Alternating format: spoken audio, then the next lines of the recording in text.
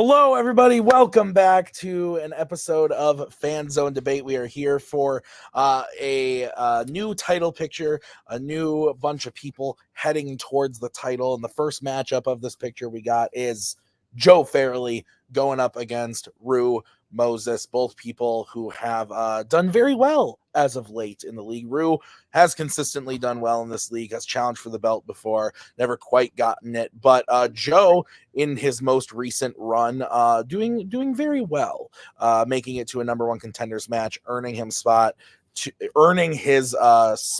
the seedings here today at the number 4 seed. So very exciting stuff. But Rue's the number 5, no slouch. It's going to be a good one. Mark, you are here. How are you doing, my friend? And what do you think of the matchup? I'm doing all right. I think got a pretty solid matchup here. I think each of these guys have a nice style. They're they're very concise, direct. Should make for a neat match. Yeah, absolutely. And Nick Tuig is here filling in the judge's spot. Nick, how are you doing? And what do you think of the matchup? Just had a bunch of Chick-fil-A. Oh, I'm jealous. It was good. Did you purposely not use the word like tournament or? No, it's a tournament, I guess. Yeah. Well, if it is a tournament, I'm excited. Usually, like the middle seeds 4 or 5, it always makes for a good match, and both these guys have been playing great. Yeah, so we're gonna get into it. We're gonna start by talking to Rue, who's the lower seeded player today. Rue, couple quick questions for you. You're going up against Joe. If this was trivia, I still think you would have an excellent shot against Joe. You guys are 2 of the best in trivia, but you're also 2 of the best in debate. But you do have similar styles while also having different strengths. So I think this is going to be a very interesting matchup. You guys are the same, but also aren't at the same time. It's weird. I'm excited. Are you excited to go up against Joe, or are you spooked? No, I'm excited. We have gone against each other in a bunch of different leagues and a bunch of different aspects in terms of debate. So it's nice to kind of have another go with somebody I'm pretty familiar with in this. So I'm excited to see how this goes. Always good to go up against my Demolition brother, Demolition Man teammate. So we'll see how this goes. I'm excited. Awesome. I'm excited too, Rue. Thanks for being here as we bring in Joe. Joe, are you sleepy or are you ready? Sleepy. Are you also ready? Yeah, I feel like I'm pretty ready. It's I think like you sort of hit the nail on the head. We do have different strengths, but also I think we do like a lot of the same things. So I like it when there's not a single thing I have to rewatch, because I was like, I've seen everything here. This is great. This is fine. I don't have an issue with this, especially when one choice is the same movie. So great. That's fair. Guys, I'm really looking forward to it. Let's get into it. This is how it's going to work. So we are going to ask the players some questions based off of categories that they drafted. They are going to debate those questions tonight before our very souls. How it's going to work. They're going to get a 1-minute opening for their argument, followed by a 5-minute free form, followed by a 1-minute closing for their argument at the end of the debate. Mark, Nick, and I will write on our boards who we thought won the debate. If you get 2 out of 3 votes, that wins you the point, and the first person to 3 points wins the match. Gentlemen, are there any questions? Nope. Awesome. Then let's get into it.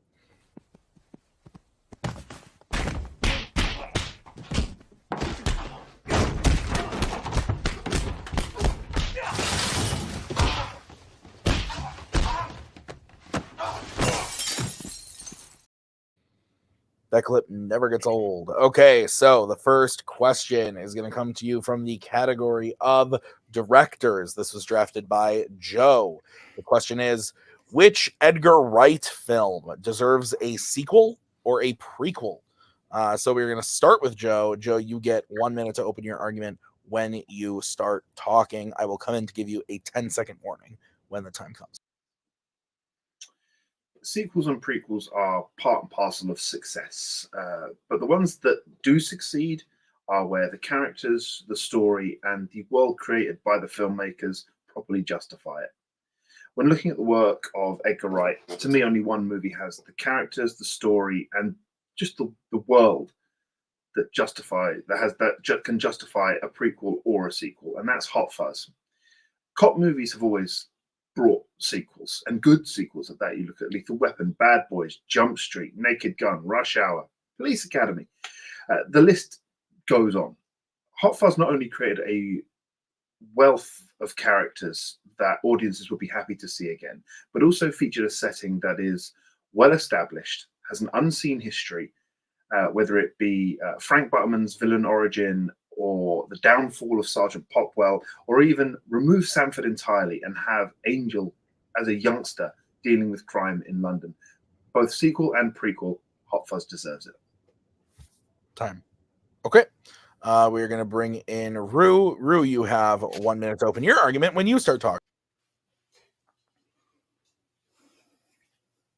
A lot of Edgar Wright movies are great one-time watches that really do a really good job of establishing themselves. Like, there's not many movies that like really lean itself into a sequel. Like the Cornetto trilogy were movies that weren't really sequels to each other. They just kind of connected. So when I heard this one, I was like, really, do any of them really need one?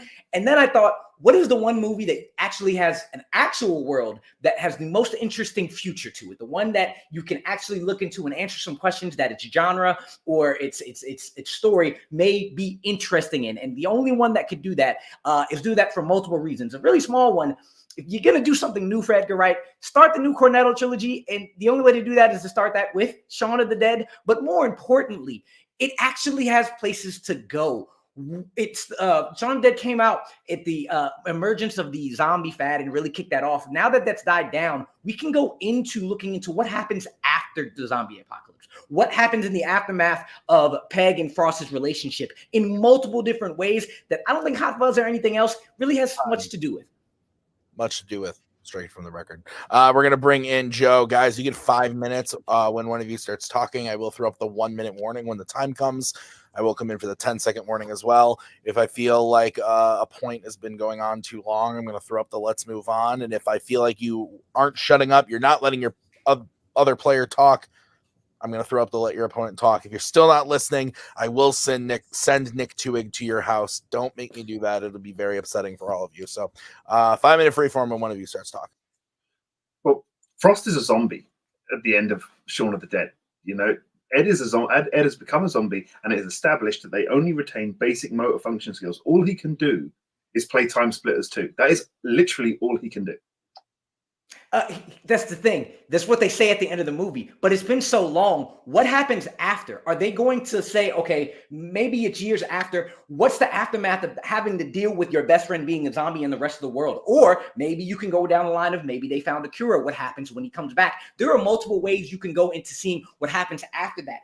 You didn't tell me whether we're having a prequel or sequel to Hot Fuzz because none of them is interesting at all. Which way are you going to go? You can't really answer that question solidly because going before leaves you getting rid of everything that's great about Hot Fuzz, and going after it's just going to be serializing buddy cops, which we've seen everywhere else. I'm actually doing something with the zombie genre. You're doing something we've seen again and again and again.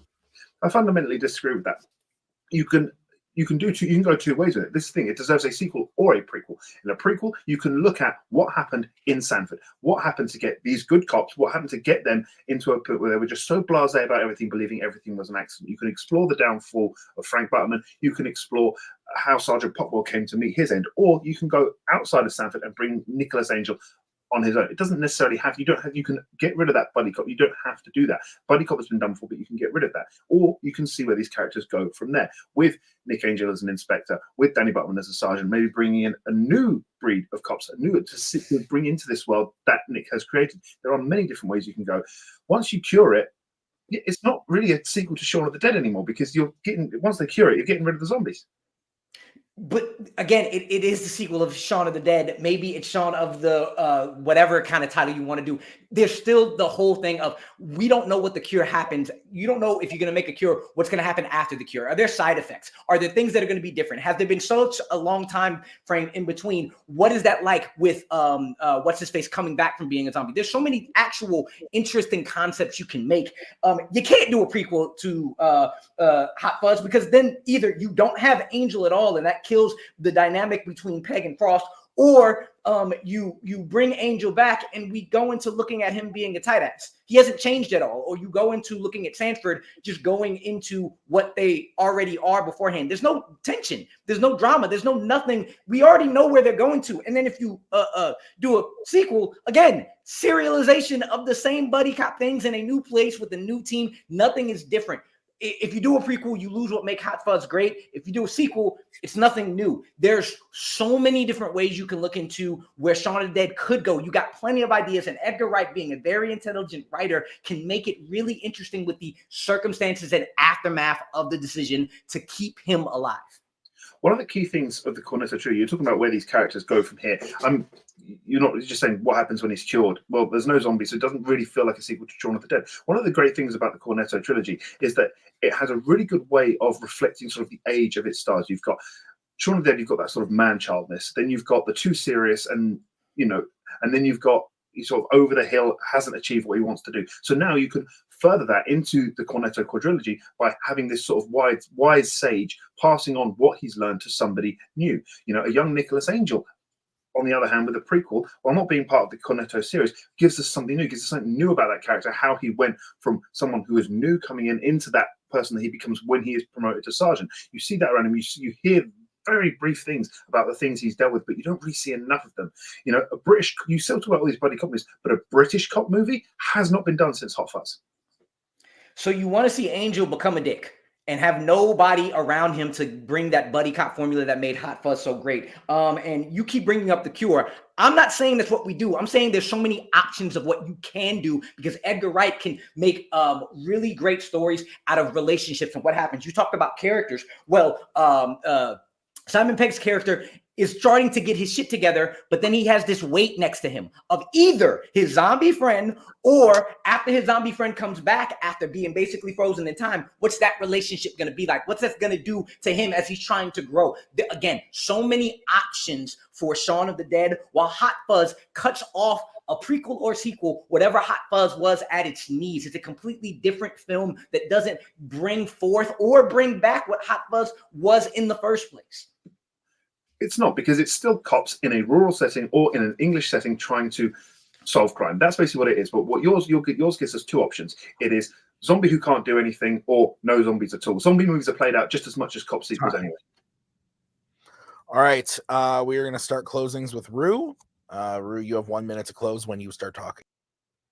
Joe keeps getting stuck on no zombies or whatever, and that's not the point. The point is the aftermath of zombies. We've seen zombies. Again, that's why it was a fad, and that's why it started off the craze. Now it's died down. We've never seen the aftermath of zombies. That's a great sequel to go into something new and a direction that zombie movies haven't gone into. What happens after the threat is done in this really small, really contained relationship between Simon Pegg and Nick Frost's characters? Whereas any sequel or prequel to Hot Fuzz, you either dissolve the chemistry between those two because you can't follow both Angel and Butters at the same time if you do a prequel, or you do something serialized as a sequel. You just go to a new town with a new team and a new thing to solve. It's not really something that deserves a sequel.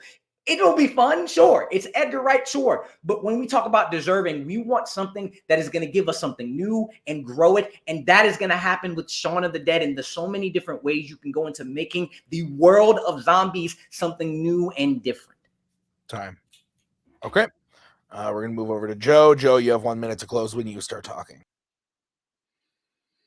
At the end of the day, you can pitch a sequel to a movie based on the fact that the genre has always lent itself to sequels and leave it at that. Or you can explore why the characters and the world created by your movie justify an audience revisiting that world. With Hot Fuzz, you have the options. Hot Fuzz created these things that justify being revisited because of the film being, one, open-ended. You do not know. You can have Nicholas Angel as the inspector, Danny Butman as the sergeant, looking at these new cops, or are they dealing with something new together? Don't forget, most of the leaders of that town were out, and now what's going to come in now? What is next? With Shaun of the Dead, you are left with that. You literally explained in the film that the zombies only retain their autonomy. So either it's going to be Simon Pegg doing all the work while Danny Butman bashes at buttons, or while Nick Frost bashes at buttons, or you're going to get a sequel, which, to be honest, sounds quite depressing.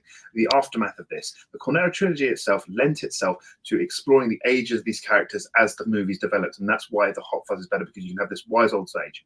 Time. Okay. I'm gonna bring in Mark. I'm gonna bring in Nick.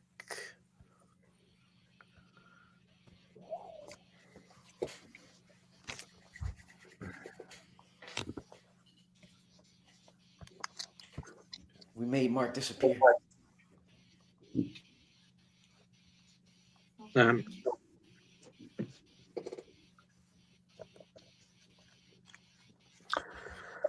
Okay, I'm ready. If the other judges are ready. Okay.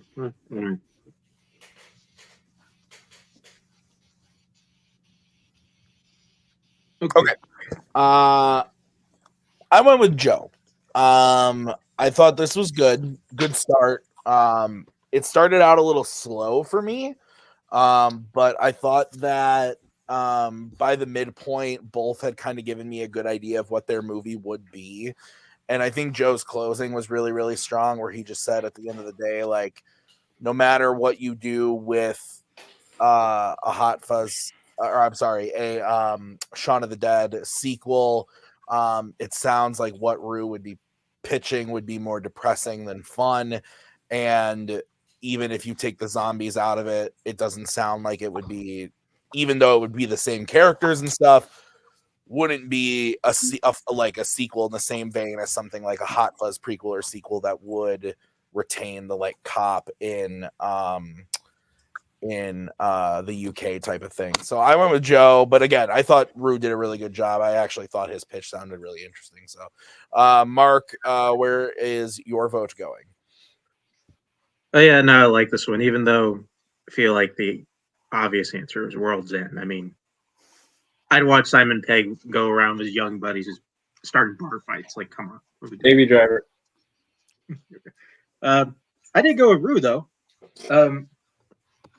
I really kind of grasped onto Rue's argument of Hot Fuzz maybe not it being that, but there's a greater possibility that Hot Fuzz becomes something overly generic and just something that we've seen before. And where even though like Shaun of the Dead, I think doing a sequel to Shaun of the Dead would be really weird. It does sound like something that hasn't been done before. And I think kind of more, I think it answers more of the question of what deserves a sequel or prequel. All right, that's fair. All right, Nick, you get to decide this one. I picked a person who made arguments that I agreed with more. Nice. Yep. No, basically what I came out, I agree with Mark. I thought that was a good point for Rue to bring up. And then Joe said something like right at the end before you said time and they went into the 1 minute, but he was like, cop genres are played out, like zombie genres are more played out. I was like, good point. That kind of just got rid of what Rue was holding on to for me. And Joe didn't fall into the trap of like actually pitching a film. He was like, you could do a prequel about the town, you could do a prequel about the person, you could do a sequel with the relationship still, and it's a proven thing to work. So that's why I voted for Joe. Okay.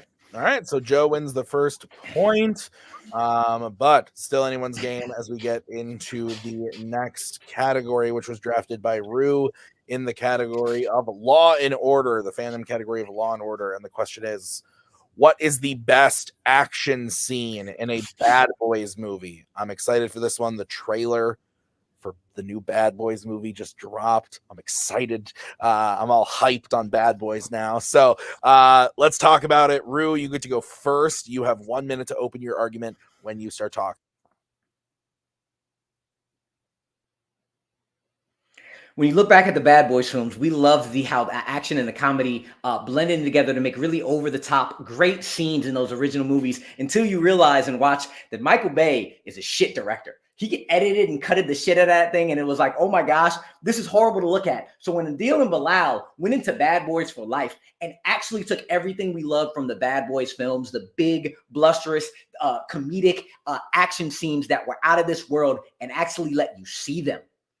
That is why I chose, they made something great. And that is why I chose the motorcycle chase scene against Zuelo and Bad Boys for Life. You got car crashes, shootouts, Gatling guns. You got comedic scenes with the pit bull, comedic scenes between Mike and Marcus. You got bazookas. You got sidecar shenanigans. You got a helicopter chase. And you got an ending which makes Armando an even more villainous, scary character that makes you feel the fight you have against them. It is absolutely amazing. Time. Okay, we're gonna move over to Joe. Joe, 1 minute when you start talking. The Law and Order category is full of great action movies, multiple great action sequences. For me, the final action set piece of an action movie has to be the best to really make a movie great. And that's why I picked the final battle in the abandoned hotel from Bad Boys for Life. Bad Boys for Life is a fantastic legacy sequel, culminating in a palm-sweating, heart-rate increasing shootout that is epically shot, epically choreographed, scored, and performed. It pushes Mike and Marcus to their limit, both physically and mentally, and also gives this new generation of Miami Metro officers a chance to shine. The whole course of the movie sets up this sequence, not just the story, but the journey these characters are going on. There's Mike's emotional journey from being shot to finding out he has a son that he has to fight against. You've got Marcus's battle with sort of being over the hill. You've got Armando coming to terms with the truths of his family. Isabella's quest for revenge. Dawn's struggle with violence. Isabel's quest for revenge. And Rita's quest for leadership. All of these play out in a resolution that is a 10-minute thrill ride. All right. 5-minute freeform when one of you starts talking. Everything you just talked about is in action. It's the soap opera drama of the last 8 minutes of your film. Those last 8 minutes of that film is literally us watching Will Smith and Martin Lawrence be Liam Neeson and Taken 3 because they should have got their ass whooped, and I don't know how they are still alive. It's Martin Lawrence saying, "Stay down with your wit's ass." That is not a great line at all. And then it's literally Will Smith does a punch, stares in the mirror. Then another punch. And then he tries to dramatically talk to Armando about being his son. And then he gets hit again. And then Mike and Marcus stare at each other for another 45 seconds.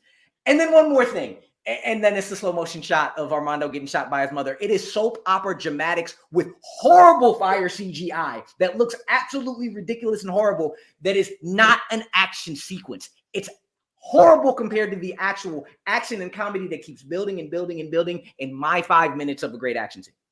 Your 5 minutes of a great action sequence, which includes a whole minute of deciding who's going to is Marcus going to actually get on this bike in the first place. You know, it lingers under that bridge for far too long. Most of the action at the beginning is confined to Marcus whining and Mike quipping inside the car before they even get to the motorcycles. You know, it lingers with Mike trying to convince Marcus to get in the bike. Let's take another 20-30 seconds to convince Marcus to actually use the weapon on the bike in the first place. When we actually get to the action at some point, at least mine has action. You've got Mike and Marcus doing the action. You've got that great scene from Dawn. You've got him taking out the pillar. You've got Rafe controlling the drone, taking out the bad guys. You've got the helicopter crash. They're talking about it's not action. There's plenty of action in that sequence. You've got plenty, but yours just, it has a little bit of action and then it lingers. A little bit of action, then it lingers.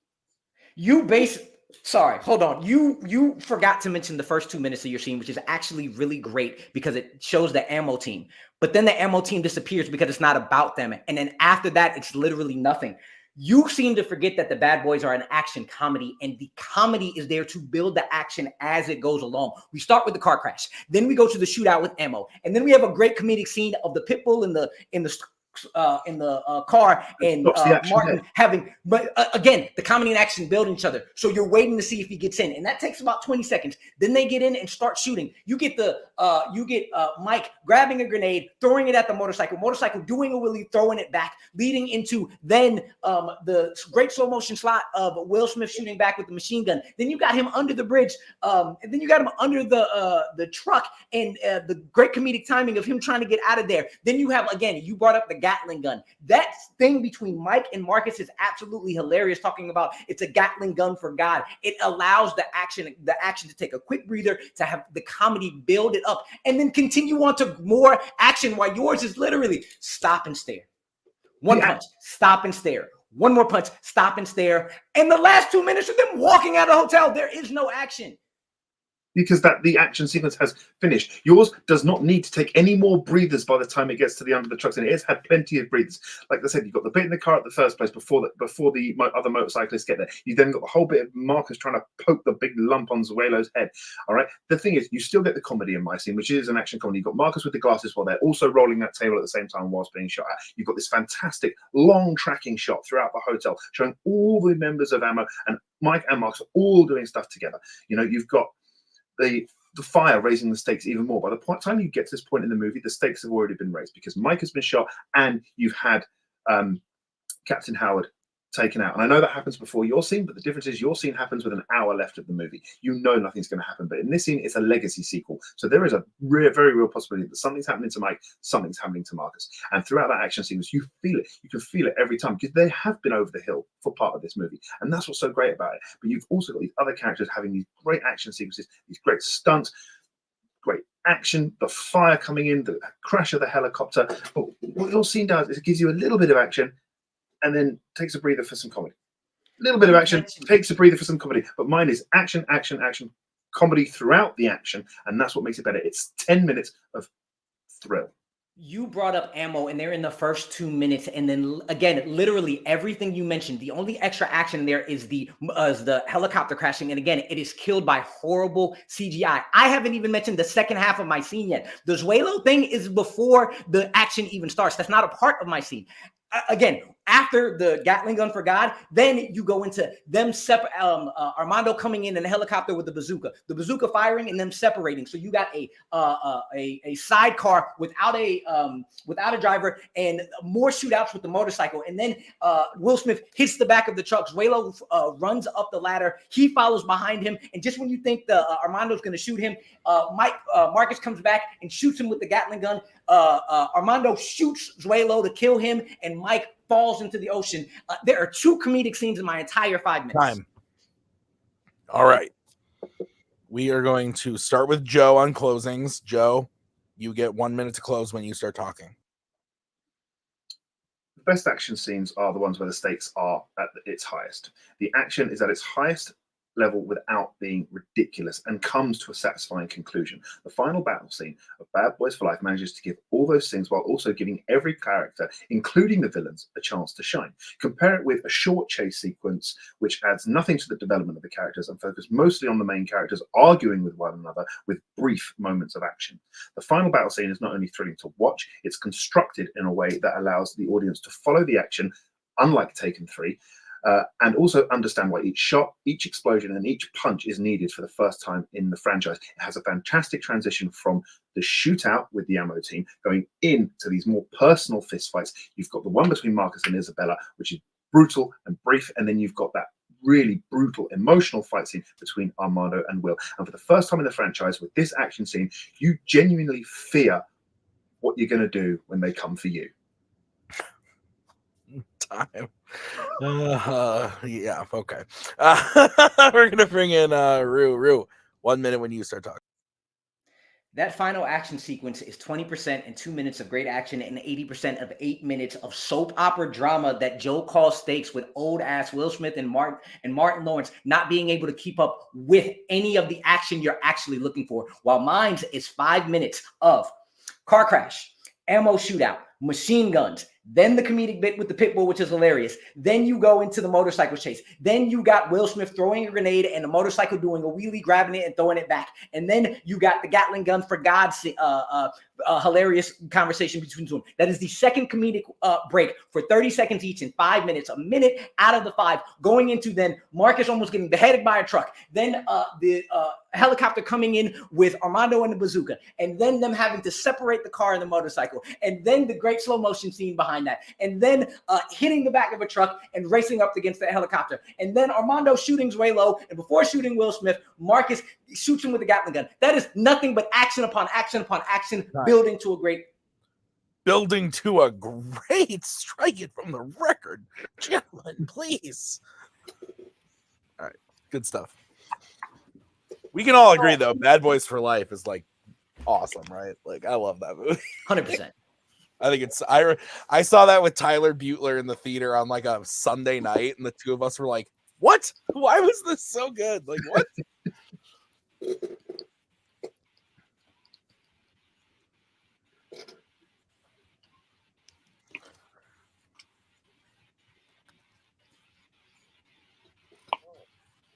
I do think the new one looks really fun too. So, is it the same directors? Does anyone know?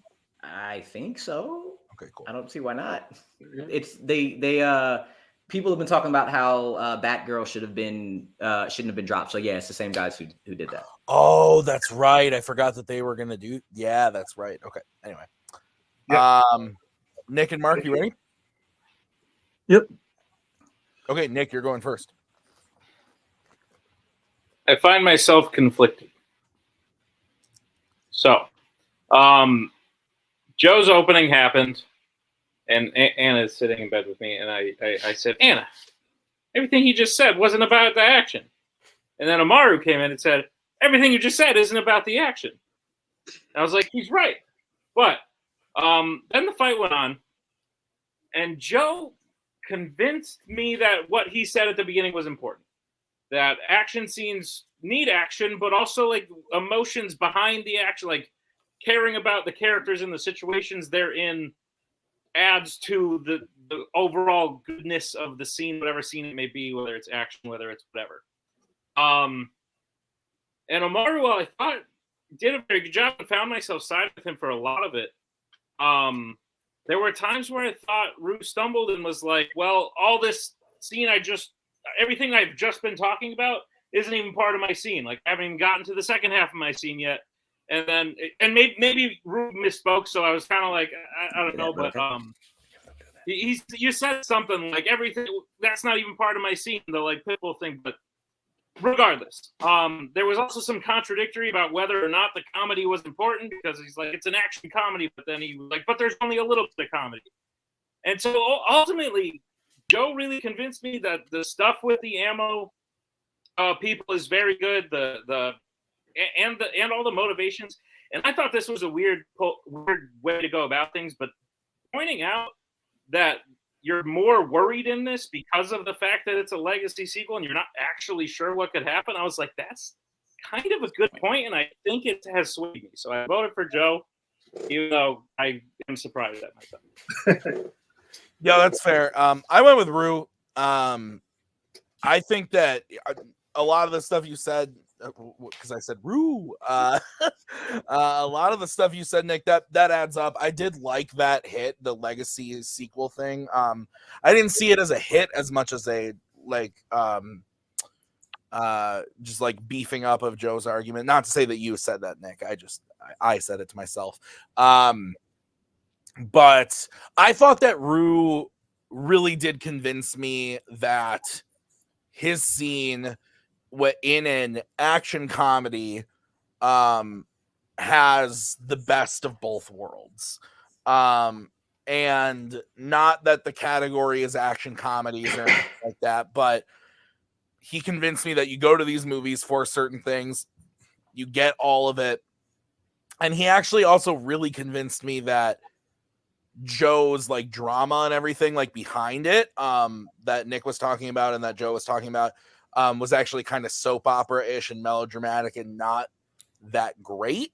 But I understood what Joe was going for. It just didn't totally work for me the way that it like surprisingly, in his own words, worked for Nick. So I went with Rue, but I thought that both did a great job. And Mark, this one's up to you. So far, you're the outlier. Are you the what are you doing here? Yeah, I guess I can't be the outlier. You can't be anymore. So, yeah, I will agree with Nick in this one instance. I felt for about half of this fight, both people were making the same counter argument against the other movie, which I thought was weird, and it threw me for a bit. And then where I leaned to my decision was what is just the plain, just from what either of these people are saying, what is just the best action movie? And not only that, what is just the best action scene in a Bad Boys movie, in a Bad Boys context? Like, what feels more like that? And I think Rue did that, at least in the Bad Boys context. And what the way he explained the scene, and kind of in the way he explained the scene, kind of how he attacked Joe's scene by the end, that Joe's scene doesn't feel like it fits like a good action scene in Bad Boys, and his does. Okay. All right. So that means that Rue wins the point, and we are going to move on to the next question, and we are all tied up. So the next question is going to come in the category of Jimmy B, James Bond.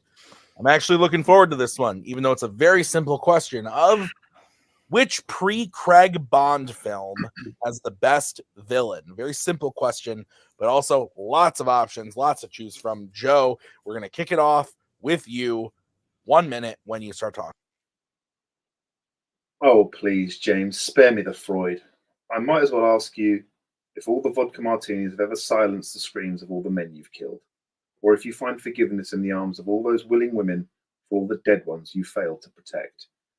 This line alone shows why Alec Trevelyan from GoldenEye is the best villain. One that truly understands Bond. Not only that, Trevelyan is a character that hits all the points of what makes a great Bond villain. He's Bond's equal. He has an intimidating henchperson, a scary piece of tech, believable motivations that work in direct opposite of Bond's goals. Alec Trevelyan matches Bond both physically and mentally. Before that, you would have maybe a villain that would match physically with a henchperson that matched mentally, or the other way around. But Alec Trevelyan is a double threat. He knows Bond almost intimately, and that makes him the best villain. Time. Okay. We're going to bring in Rue. Rue, you now have 1 minute when you start talking. Sorry.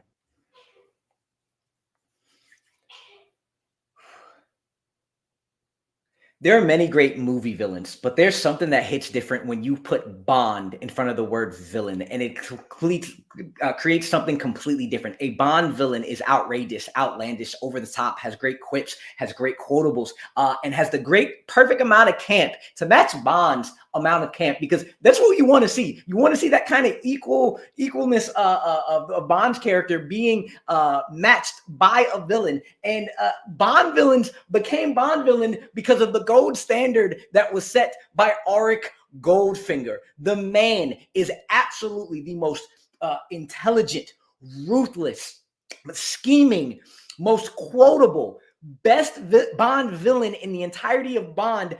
Before him, you kept them in the shadows, or you had somebody that was almost the main villain but wasn't. And after him, everybody tried to emulate the epicness and the quotables that is, do you want me to talk? No, Mr. Bond, I expect you to die.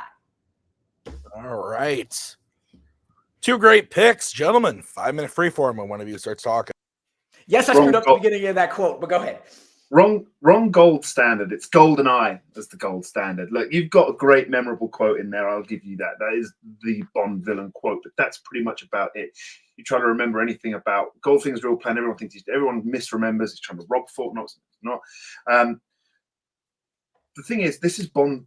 Alex Trevelyan was Bond's friend first. That sets him apart. You talk about all the other villains trying to emulate Goldfinger. So one thing Alex Trevelyan isn't trying to do, there is no emulation there. This is a completely original villain. Nothing from the books. This is something completely different, and it works. Sean Bean does such a fantastic performance. You get everything in there. You get a history. You get great hench people, great tech, great depth. Everything about Alex Trevelyan sets him apart, but also he ticks all the right boxes for a Bond villain.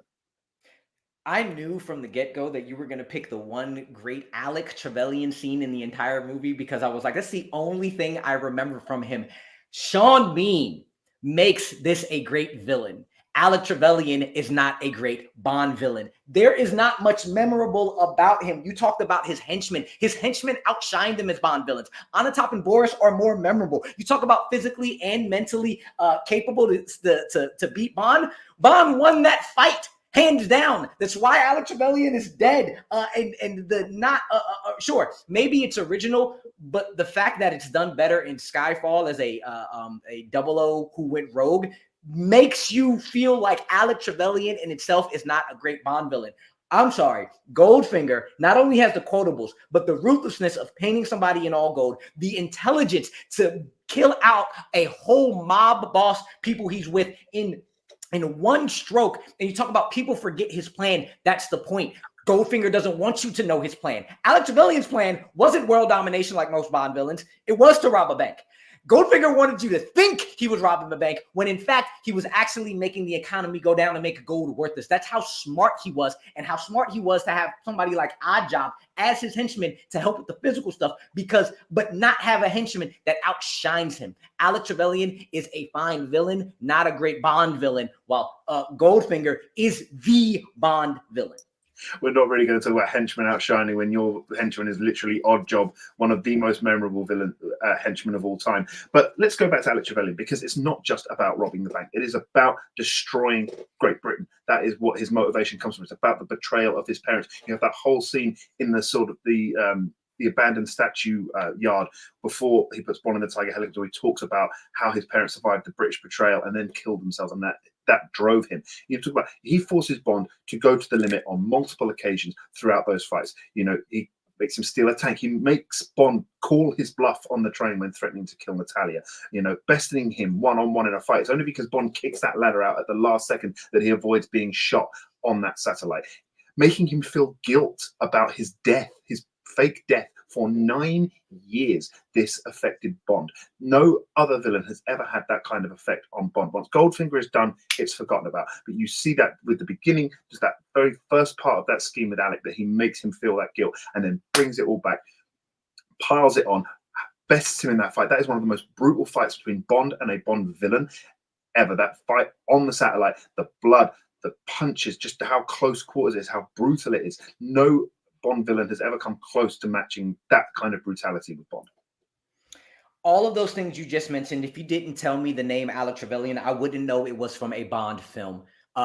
Again, Sean Bean, being the great actor that he is able to elevate this character with his performance, while the character of Art Goldfinger is able to elevate somebody like Gert Frobe that nobody knows, because the character itself is so damn memorable and so damn scheming and so damn intelligent. The back and forth that he's able to do with Bond in the golf scene is absolutely hilarious, getting you to the setup why he wants that revenge. The subtlety after the great line saying goodbye, Mr. Bond, and leaving shows you his death. Again, covering somebody in entire gold. You talk about Oddjob. Again, the intelligence to have a henchman as memorable as Oddjob, but still not be more memorable than the villain himself, because he does everything he needs to be scheming, to be reprehensible, to almost get away with it and leave when he needs to, if not for his other amazing henchwoman in Pussy Galore. He is the ultimate Bond villain because he is 4, 5, 6 steps ahead, or is able to get away with his intelligence,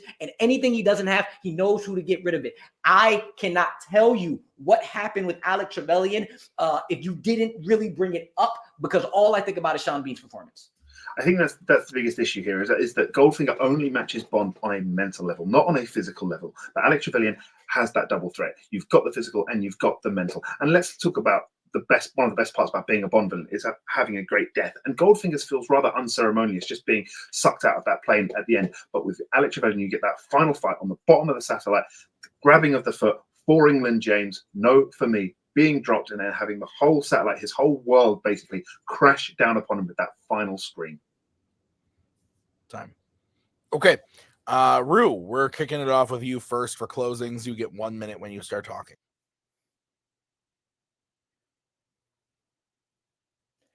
If you become the most memorable villain in an entire franchise without even being able to physically fight somebody because you are intelligent enough to know that you have henchmen that can do that, who don't outshine you, that is more powerful than somebody who is an equal to, a quote unquote, equal to the main character, but basically just the same person with a better actor behind the scenes to elevate a regular main villain that I can't remember mostly anything about past Sean Bean. You talk about the death. How about talking about the fact that he's able to get away 3, 4, 5 times before that death scene of getting sucked out the window, because he is so intelligent enough to be able to know when he's is able to live to fight another day. Goldfinger is the gold standard of what a Bond villain is. Memorable, outlandish, over the top, campy. Alec Trevelyan is a great villain that if you didn't say Alec Trevelyan 2, you would not know he was a part of the Bond series at all. And that's what makes Goldfinger the best Bond villain, while Alec Trevelyan, he's cool. Time. All right. Joe, we're moving over to you. 1 minute when you start talking. When looking at what makes a great Bond villain, you need a mix of things. You need that believable plan, a good hench person, strong motivation, and to be able to physically and mentally match Bond. Alec Trevelyan not only ticks all of these boxes, he is unique in that he knows Bond. He was his friend. Knowing that Bond was 006, we know that he is on Bond's level from the start. Goldfinger may have a clever plan, but in the end, it's kind of easily stopped by Bond. Oddjob is more memorable. Blofeld is the Bond villain you think of.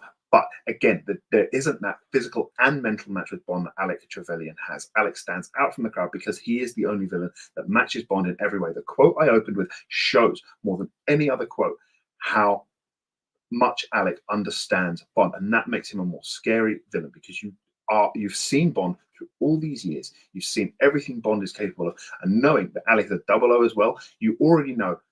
From that instant he's called 006, you know that he is capable of everything that Bond is. And you see it in the fight. You get that great death, more than just one memorable quote.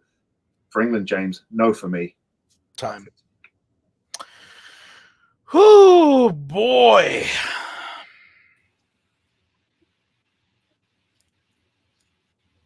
It's almost like these two have been Fandom champions before. Good stuff. It's almost like these two know what they're talking about.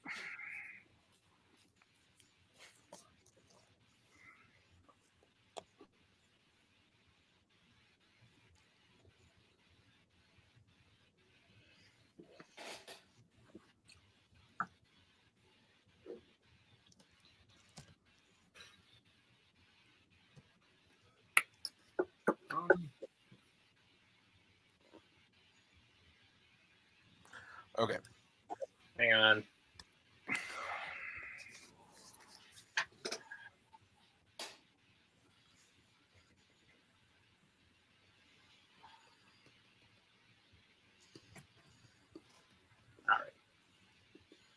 All right. Okay. Mark, you are kicking this one off. All right. Yeah, I'm not really good leading up with these. I went with Joe. It's funny because I believe that not that long ago, Joe had a fight with Joe played Jacoby, and I believe it was you, Joe, because there was a point where I think whatever question it was, you kind of threw a bunch of stuff at Jacoby, and then Jacoby kind of answered every one of your counterpoints. And I thought that was a great way of handling it. And I think kind of the opposite happened here, where I feel like Rue threw a whole bunch of stuff at Joe. And I think Joe had counterpoints for pretty much everything. And I don't even really like GoldenEye all that much, but I feel like just kind of hearing Joe talk about GoldenEye and Alex Trevelyan and GoldenEye just made me think, okay, he does kind of the real deal. Then he just, all in all, just Joe really sold me on the argument. And also how Alec is that dual threat, and that's something that we don't really see in a ton of these Bond films. Okay. Nick? I don't know. I was really torn even like a minute after they were done talking. And it kind of felt like they were fighting two different fights. Like Joe was like, who's the best villain for X reason? And Rue started off by saying like, Bond villain kind of means something different. And this is what that means. And here's why Goldfinger fits it. I think what I would have liked to hear is how, which I didn't hear from anyone, is how the villains matched up well against their Bonds, because they fought two different Bonds. And I think they I thought that would have helped. Where I wound up leaning, and it's literally like 51-49, which I'm sure has been said 100 times on this, but I would have liked to hear more things against Goldfinger that I didn't hear. Like, he's not a physical threat. Great. That's why he's got Odd Job. He's 10 steps ahead of the game. I would have loved to hear, okay, how come all of the soldiers knew to like pretend to fall asleep because they didn't put the like. I think there were shots against Goldfinger that I didn't hear, and I heard shots against Alex, so I voted for Amaru. I hate this. I agree with Mark. I don't really like GoldenEye all that much. Am I the only one? Like, everyone loves that movie. I think it's fine. Like, Sean Bean's really good. Pierce Brosnan. I like it when he's upside down in the toilet at the beginning. That's fun. I don't know. I really like Goldfinger too. That movie is I'm a big fan. Especially when he smacks that ass in the beginning. I'm just kidding. It's a joke. No, this was really good. I'm with Nick where this is like a 51-49 to me. It has been said many times, but it to be the truth. And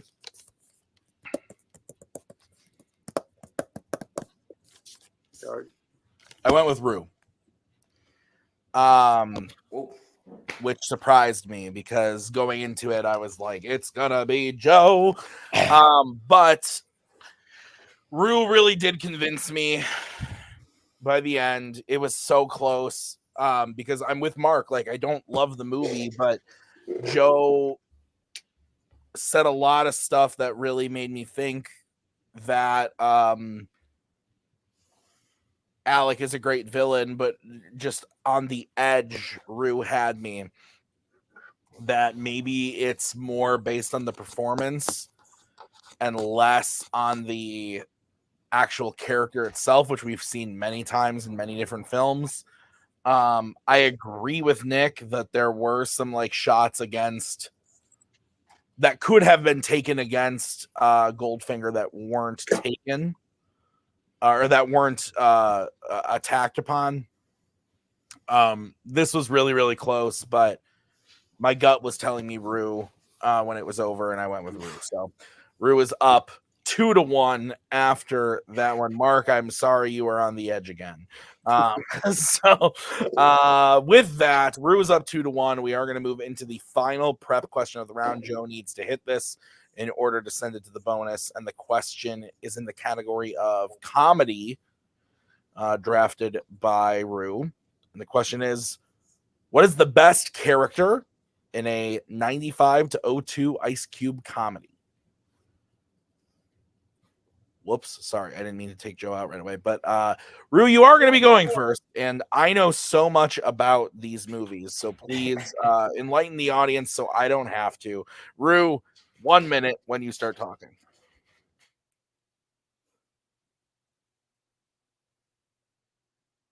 There are so many great comedic characters in the Ice Cube comedy, but none of them reach the heights that is Willie Jones, aka Pops from Friday. It is a legendary comic in John Witherspoon with so many quotables like don't go in there for 35, 45 minutes, amongst others. An iconic character that was so beloved that he follows through for decades with this character through multiple mediums, culminating in being Pops again with the Wayans brothers in White Chicks. But more than that, more than the comedy that he brings that matches any other character, he brings the heart and dramatic weight and depth that makes Friday more than just a hood classic comedy. It makes it an all-time great film which culminates in the scene that encapsulates it all. You win some, you lose some, but you live. You live to fight another day. Not only is he great comedically, not only is he heart, but he brings a dramatic weight that brings credence to Craig, which then brings credence to Smokey, which then breathes credence to the entire film. Nobody's better than Pops. Pops, straight from the record. We're going to move over to Joe. Joe, you have 1 minute when you start talking. Sometimes the best character in a movie isn't the one who goes through the biggest change or has the most profound development. Sometimes the best character is the one that sticks in the memory, the standout, the one you want to revisit. And that's why I chose Smokey from Friday. This is Chris Tucker at his comedic best. When I'm watching a comedy, the best character is usually the funniest. Smokey is a character that fully understands who he is what he wants to do in life. Just, smoke weed and have a day off. Most of us know in the real world that isn't feasible, but Smokey doesn't care.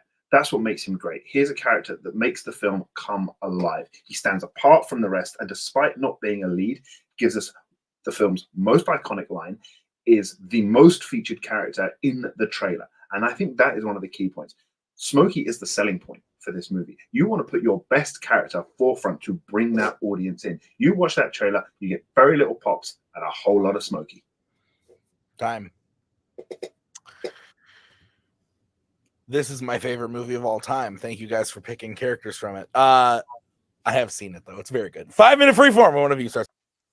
You watch the movie, it ends with the character that's been the heart of the entire film, telling Craig to be a man in that dramatic Debo fight that makes the film, again, more than just a comedy. Yes, Chris Tucker is his absolute best here is Smokey, but there is nothing more to him than those one-liners, than those quips. You talking about wanting to stick with the character. You stuck with Pops for a decade after, through the sequels and into other mediums and other films, because he is just as iconic. John Witherspoon is just as iconic as Chris Tucker. Pops as a quotable is almost as iconic as Smokey. You hear the word bang, bang, bang, bang, bang. If you are in the culture or you follow comedy, you know that's Pops and John Witherspoon.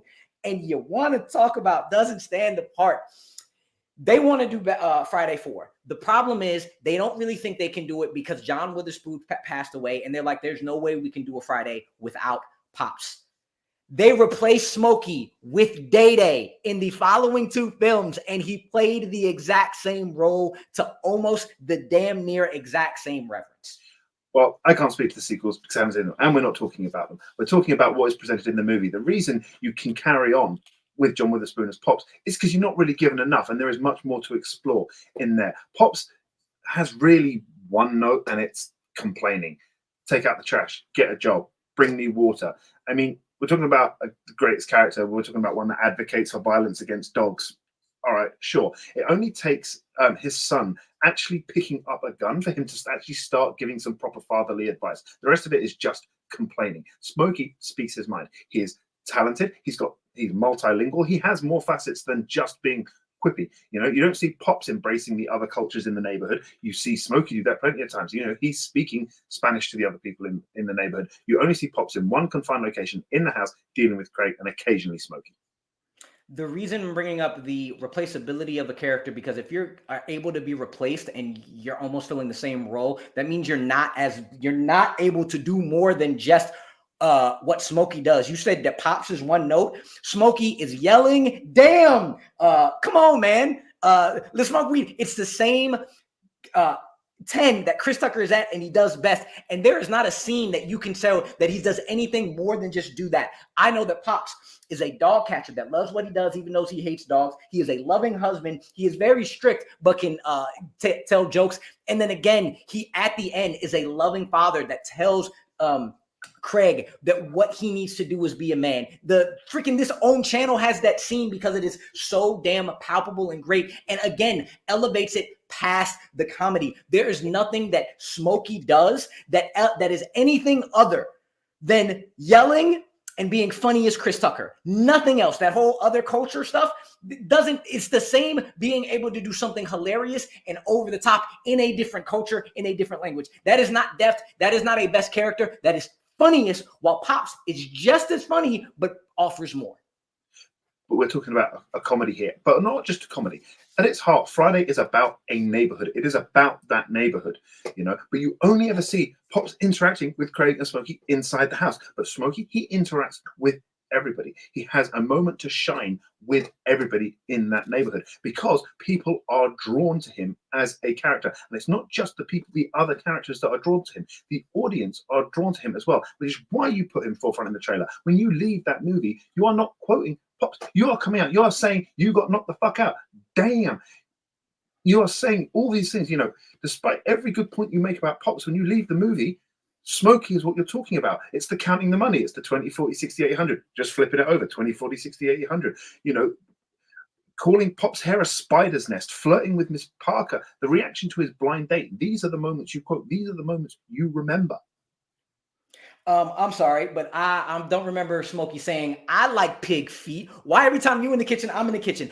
My entire life, if somebody has blown up a bathroom, they say, don't go in there for about 45 minutes. Pops was the first one to say, how you gonna get fired on your day off, Craig? He does everything that Smokey does. And then as after being the heart, after being the loving father, after being the hard working person day in and day out for his family, at the end is teaching lessons, is bringing depth to a movie that could have just fallen in line with all of the other stoner comedies, is nothing but just that. But Friday is an all-time classic because of what Pops does throughout the film, bringing weight, bringing gravitas, bringing not only levity but dramatic heft to it, especially at the end, to elevate Friday, while Smokey elevates Chris Tucker in his comedy. One moment to shine at the end, shining a whole movie. Okay. Joe, you are closing first. You have 1 minute when you start talking. The reason Smokey is the better character is because he stands out, and not in an annoying way. His comedy is quick-witted, fast delivery, and it has that cultural intelligence. His verbal version of slapstick comedy is no more on point in his career than throughout Friday. Those are the words of Amaru Moses versus Tyler Birch. But Smokey also gets to interact with everyone. He has more moments, has more quotable lines. He is a bigger draw to the people around him and to the audience absorbing this movie, which is why he is front and center in the movie. He is not the lead of the movie, and he is front and center in the trailer. He is the selling point. He brings people in, and when you come out of it, when you are trying to sell that movie to other people, when you are talking about why was this movie so great, what made this movie so great, you are quoting Chris Tucker. You are talking about the scenes that Smokey is in, because he is a character that draws you in. You look at any other movie, any other sort of comedy movie, it's who is your favorite character? It's the one that made you laugh the most, and that is what Smokey does. Pops has great moments. He has a moment to shine at the end, but it doesn't catch out in the home, shine in the home movie. I don't know what you just said at the end there, but strike it from the record. Let's go to Rue. Rue, you have 1 minute when you start talking.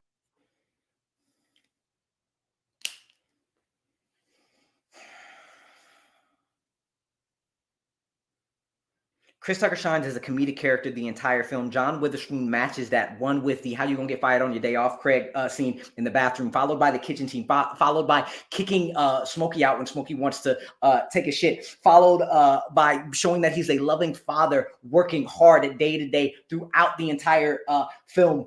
Then following up by, again, ending with the scene of all scenes that makes you believe Friday is more than just a comedy. He is the best character because he matches all the comedic moments that Chris Tucker Smokey does, but he brings something more to it. He brings drama, he brings heft, he brings weight throughout the entirety of the film, because you always have to come back to Pops every time you go back to the house. Every time they go back to the house, Pops comes back out and says a great one-liner, or has a scene that makes you remind you that there is a strong family inside that house. John Witherspoon is as legendary as Chris Tucker. And it is seen that it is a best character because you cannot replace Pops in that film. Chris Tucker was immediately replaced after because somebody else can do the same thing. Best character is more than just comedy. Okay. Once again, oof.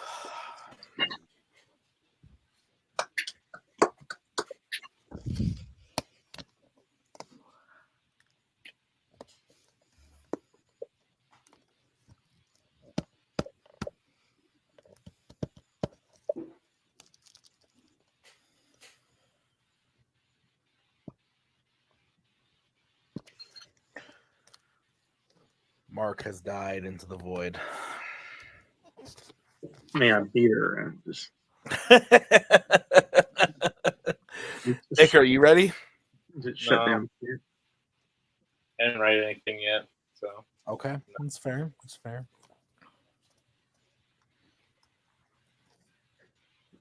Really liked your guys' plan. You tried really hard for 4 questions, 4 movies. Let's have a fight. I was going to say nothing to add to the argument, but hey, great. We picked 2 of the same movie on 2 questions. Yes.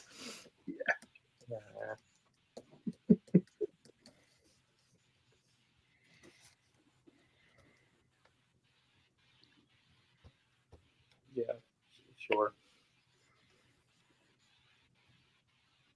Okay. Okay. I get to go first, and I hate going first. I hate going last. I only like going second. It's where I feel the most safe. I went with Joe.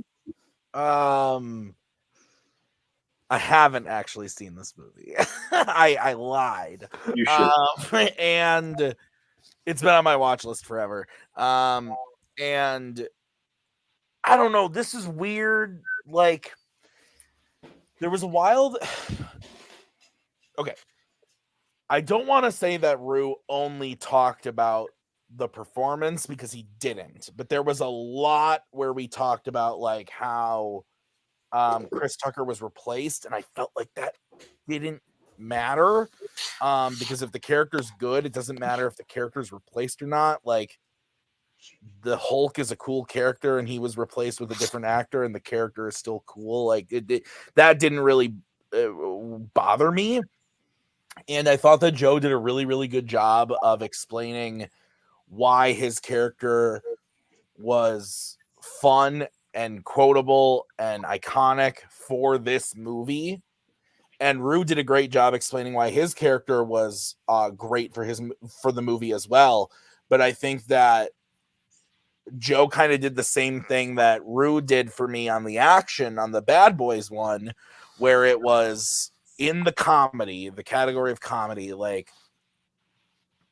his character fits the best character in this Ice Cube comedy movie more, just like Rue's action scene fit the Bad Boys action comedy more. So again, it's hard when you haven't seen the movies. Nazario would say that I should have watched the movie, but Nazario's crazy. So I went with Joe.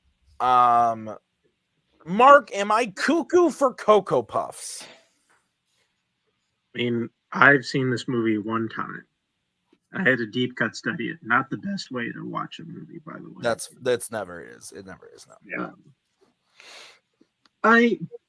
Weirdly enough, I didn't make that comparison before. I did go with Rue on this one. I just think in the case when, because I feel like in general, both Rue and Joe made points how their characters funny in the movie, and I think both of them are right. They're both their characters pick kind of funny, like have a lot of funny moments, and they brought them up a ton. I think I did glom onto Rue's argument that his character elevates the movie at times and is able to make the movie better and I think more memorable. And even though I think Joe's character I think is very memorable in its own right, I do think I kind of glommed on, especially in the context of best character. I went with Rue on that one more. Okay, Nick, you're deciding it. Are we moving on to the bonus, or is the match over? I mean, probably, I'm just gonna sit here in silence for about 3 minutes. Okay, I'll time you. Okay. It's been 3 minutes, Nick. Go ahead. Okay, apologies right off the bat. Never seen the movie. Probably, I don't personally feel qualified to judge this. So if I latched onto something that isn't actually accurate, apologies. But this is the position I'm in, so this is what I'm doing. But I think a lot of Rue's argument, at least at the beginning, I think he sort of shifted away from it, but at least at the beginning was the legacy of the character after the movie. And Joe, with one simple sentence, said, "We're talking about the movie that they're in." I think having to replace. I agree with what Tim said about replacing the character, though I think he picked a bad example because what it sounded like Rue said was that they picked a new character to fill the same role as the character, not necessarily like switching the actor for the exact same character. That's I misunderstood. But I don't think that necessarily makes for a bad character. If anything, and I would have liked Joe to say this, I think that proves that the character was good if they needed a new character to come in and fill that spot. But all that is to say that I don't know the characters. I apologize. Joe said the character was great the whole movie. Rue had a couple standout spots. You leave the movie talking about Joe's character, and I didn't hear anything against that, so I voted for Joe. All right. Well, so I know the players are probably pissed, but I love it. Joe wins a Ice Cube question, and Rue wins a James Bond question. This is gorgeous. Okay, so here's how this is gonna work. We're gonna move into the bonus round. I randomized the sides of Fanzone between Fandom and Mayzone to find out which side should be used. And then I randomized a category from the remaining categories that weren't already drafted. So totally random. The question then was concocted by myself. And then, so I'm going to say the question to you. I am then going to repeat the question. Once I have said it a second time, you will be able to answer the question. Whoever answers first will be going first. You will each get 45 seconds and then 30 seconds. Does everyone understand the rules as I have said them? Yes. Rue, I know you love the bonus round, so I think this is my third time. Rue, was it you that said that you always go to the bonus round? Like no matter what? I am in the bonus round every single time. Yeah, I went versus Nazario and Jacoby. So Rue, I feel you, buddy. All right. The side of Fanzone that was drafted and randomized was Fandom. And the category was Marvel/MCU. And the question is simply, what is the best Marvel movie? Not MCU, but what is the best Marvel movie? Across the Spider-Verse. Okay.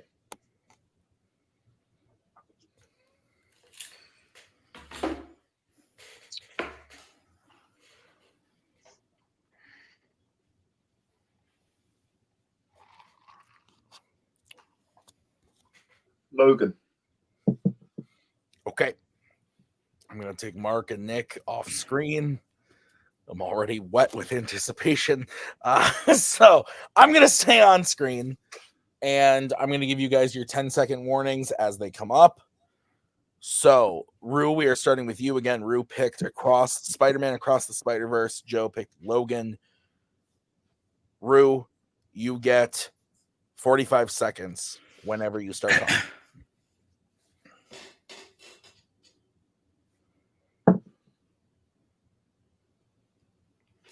Into the Spider-Verse is a masterpiece. Across the Spider-Verse went above and beyond a masterpiece. It has the dual, really in-depth storylines of Gwen Stacy with her father, and the story of identity of Miles trying to come out about something that he can't do that. And it intricately weaves all these Easter eggs and points that for the fans without making them the point to stand on. There's so much depth in the fact that Miles is trying to come out and finding himself in this film, and the fact that the animation has basically changed animation for forever after Into the Spider-Verse and upped it. The story, the voice actors, the Easter eggs, the score, which is absolutely amazing. Everything about Across the Spider-Verse should have been Best Picture nominated because it's the top tier of everything that animation is.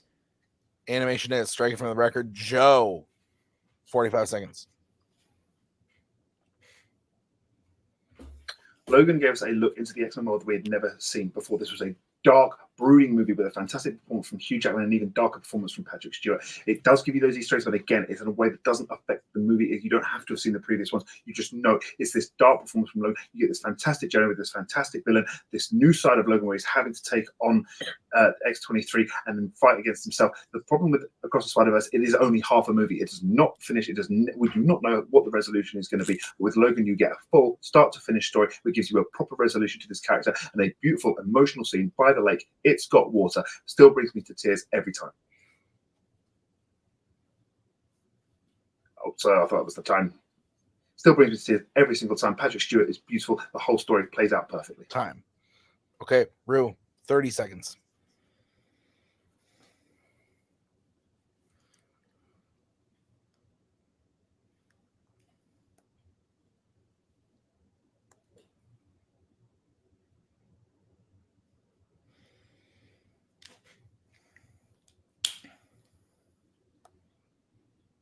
The Two Towers is a third of a movie, and it's still one of the greatest of all time. Deadpool and Wolverine kills whatever ending Logan had. The problem with Logan, you have a villain problem. I don't remember what Richard E. Grant does. Boyd Holbrook is way too over the top, and that damn clone just what the fuck was that? There is absolutely zero wrong with Across the Spider-Verse that you can point out. So you have to bring that half-ass thing about it's half a movie. It is a brilliant movie that ends with Gwen Stacy's story from beginning to end, and then adds on the extra stuff from Miles that makes you want Beyond the Spider-Verse more than anything you ever wanted. Joe, 30 seconds.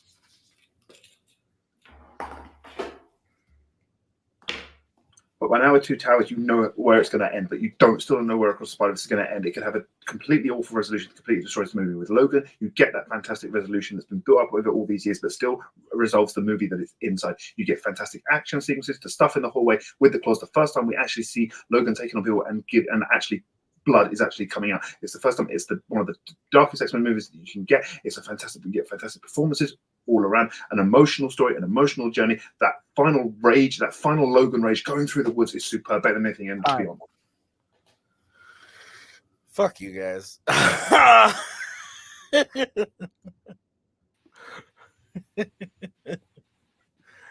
Okay. Yeah, right. Like, God, good shit. you guys literally like said all the things that I was gonna be like. If they said this, they would win it for me. God damn it.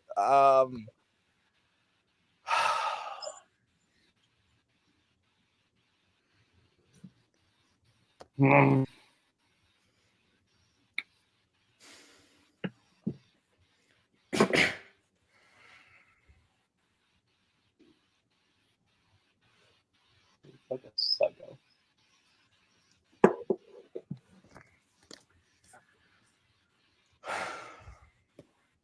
Mark,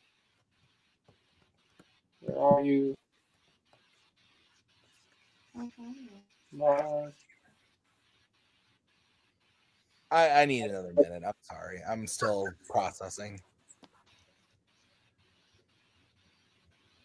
I can't make the same facial reactions on screen that I do off screen during the main fight. So I'm not processing the same way. Yeah. Okay. Hey, Rue, you want to just talk about Friday or something? Yeah. Y'all need to watch that movie. I know. It's been on my 100% watch watch list that forever. It's not insane.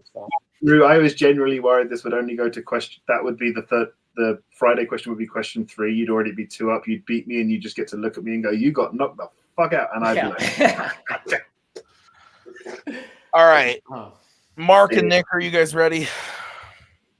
Yeah. Nick, you're going first. No. Okay. Nick, you're going. Okay. At the end of the day, it's pretty simple for me. There was really no knocks against either movie. So as cheap of a knock as it was, I had to go with the one that made the most sense to me, which is that it's not a complete story without a resolution and a lot of ruse. Like, the only knock I heard against Logan was that Deadpool and Wolverine is going to make it irrelevant. At least the only one that like held any weight with me. I don't know. This was tough. Apologies. Voted for Joe. All right. Well, I said going second is my happy place, but this is I think the closest. Nick said this, it was simple for him. 'Twas not simple for old Timmy. I think that the hits against each other was where I kind of had to look at, but at the same time, each person's pros for their movies were so good. And kind of different too. Like, Joe was very much on like I thought that the point at the end that he said, like, this is the first time we see Logan actually like stab someone and blood comes out, and how satisfying that is. And how intense the ending is, the full resolution of that story, and the great performances, the darkness of the movie while still being just a fantastic film. And on the other side, Rue talking about how I thought his hit against because I literally said to myself, like, Joe needs to bring up how this isn't a whole movie. Like, he just has to. If he doesn't, but I thought Rue countered it in a pretty good way of the Two Towers thing. I thought that was a great point. He played to my sensibilities 100% by bringing up Lord of the Rings. And I thought Rue did great by talking about Gwen Stacy and her story and everything. Like, and bringing up, like, even because we're just talking about movie, it doesn't have to be specifically plot and characters. He brought up the score and the animation and how it's like been game changing. I thought that adds a lot. But I went with Joe, and Joe's it did at the end of the day kind of end up being, and I don't think it was on purpose, in the sense that, like, I thought Rue did a good job of combating the half a movie, or I'm sorry, I thought Rue did a good job of combating the half a movie thing, and that shouldn't count. But the tiny little added thing of Joe being like, yeah, but like, we knew where this was where Lord of the Rings was going. We have no idea what they're doing with the third one. It could totally be bullshit. And again, it was such a small thing, but adding on top of all of the other positive things that each player said about their movies, I had to kind of grasp onto something. It was tough. It took me a long time to come to a decision, but I did go with Joe. Mark, your vote doesn't count. Where would you have gone and why?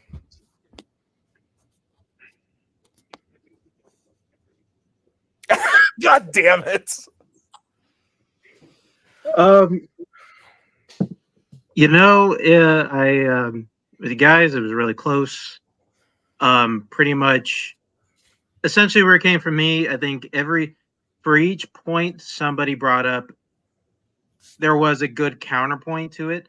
The only real thing that I glommed onto here was Rue brought up the point of the villains in Logan being kind of weak. Joe didn't have really an answer for that. For that reason, I went with Rue. That's fair. But with that being said, your winner is Joe Farrelly. We are going to move into post-match interviews. Rue, we're going to start by talking to you. I have a couple of questions for you. This match airs in like a week. It airs on the 15th of April, so a little over a week. I know you have some other stuff going on, so I want to know, you're a busy guy, you're playing some other matches coming up, but I know you still like to win and you want to get that win against Joe and move on in this. But are you upset? Are you happy because you can, focus on other stuff? Like, what kind of is your mindset coming out of this? And I should say as well, this is kind of as close as it gets. It's 3-2, and every single question was a split decision. There was not one clean sweep across the whole game. So this is literally as close as it can get. How are you feeling, man? I'm a little frustrated because I legit was like, did I cut out with my villain point? Because neither of you two mentioned it. And I was like, wait a second. Because he closed, and I was like, I heard it, but yeah. Because while he was closing, I was like, he didn't touch on it. Cool. That should do it. And then he brought it up. I was like, no, I didn't cut out. Okay, then sure. And then secondly, this is something I'll never stop doing, but me bringing Black movies into it and then that becoming a disadvantage because people don't watch it and know it consistently, I will never stop doing that. But man, it hurts every time something comes up. I was like, oh no, you'd have just seen the film. Props to Joe, because I swore I was gonna if I was gonna steal one, I was gonna steal the Edgar Wright one. I didn't think I was gonna steal the Bond one, and I had no idea whether or not I was taking that or not. So I was very like, oh, okay, cool. Little frustration, but it is what it is. I will always come back. I put in as much work as I do for this as my other things that I got going on right now as well. And I was ready for it. But I'm not gonna lie, I told y'all I'll always be up. That last one, that was a little frustrating. But it is what it is. I can't wait to come back. Rue, I've been there. We've all played. Well, actually, Mark's never played this game, but we've all played this game. Mark's been around a lot of these games, so we've all had those questions. So I totally understand your frustration. It's totally valid to feel frustrated, and I too have been known to bring a movie or two that no one has seen. So I understand where you're coming from there, but I promise you, I'll watch Friday. Please do. Rue, I think you did really great today. Again, this is like as close as a match can get. I think you played fantastic. This is honestly like contender level worth matches, and you will be back. We will be seeing you again, so I can't wait to see it. But go prep for those other things. I'm looking forward to seeing what else you're doing around the multiplex. Thank you, Rue. As we bring in Joe Farrelly. Joe, you won the match. You've been having a pretty good season, Joe. You went up against Richard Schwartz in your first match, and you won against him pretty handedly. Then you went up against Jack Pinchuk, won against him pretty handedly, and then won in a pretty close match against Jacoby, who went on to challenge for the belt. Now you beat Rue.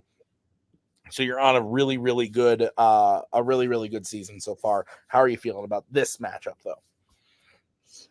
I think out of everyone that I've played so far, Rue is definitely the one I've been closest with. I've known the longest.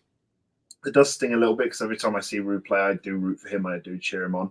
I think we did benefit. I think the disadvantage, at least it came from a place where we were both arguing a point from the same movie that two of the judges hadn't seen. So that was a little bit more of a leveler. But yeah, these have got to stop going to sudden death on a work night. Like, this is like, I like the prep that goes into it. And then you get the sudden death question. I'm like, no prep, because I can, try and memorize a Sean Bean quote, and when there's plenty of prep time. And like I heard that villain argument, and I was like, let's mention the fact that they've got two villains, and and it just completely went out of my head when my 30 seconds started. Just went. That's fair. Joe, you're moving on in this tournament. You beat Rue, and now your next opponent, I think, in my opinion, equally as exciting. Either way, I think this is going to be a great fight. You're going to be going up against either the 8th seed, Caleb Coho, or the 1 seed, someone you've played before, Kurt Kolakowski. Your thoughts? Kirk's movie tastes are very different to mine. What? No. Makes it for an interesting debate, but I've never debated Coho, so it's not fun. I can tell you that. No, but I've seen all the Pirates of the Caribbean movies. You see, that's true. Multiple times. Thanks, guys. No, they're great. I love them. The first 3. So, yeah, I think I think Kirk may have been one of my very early matches when I very first sort of came into Fanzone, one of my first, and yeah, I think my game's come on since then. So, be interesting for a rematch. See if I can up my game to that level. Okay. Sorry, I just got a text that I was looking at. So family related. So Joe, I'm looking forward to seeing what you're going to do next. Thanks for being here tonight. Great match. Let's get final thoughts, starting with Nick. People said some things. I judged. Winner was declared. Fanzone. Yeah, Mark, thoughts from you? What if I just said the exact same thing? That was a good match. I enjoyed it. Very. I did think it was interesting because a lot of times, I just get put in these green rooms. I honestly don't really look at the questions or the answers till they get here. And yeah, just seeing how we're arguing a lot of the same stuff is kind of fun to watch that. Yeah, I mean, Joe has, I think, picked up his game a lot in the last couple months. Whoever he plays next, I think it'll be very interesting. And Rue still brings it every time. I know next time he comes back, he will bring it again. Absolutely. Well, that's going to do it for us tonight at Fanzone Debate. Thank you for watching. We'll see you next time. Have a great night. There we go. Thank you very much. Please come again. We have a lot more groceries.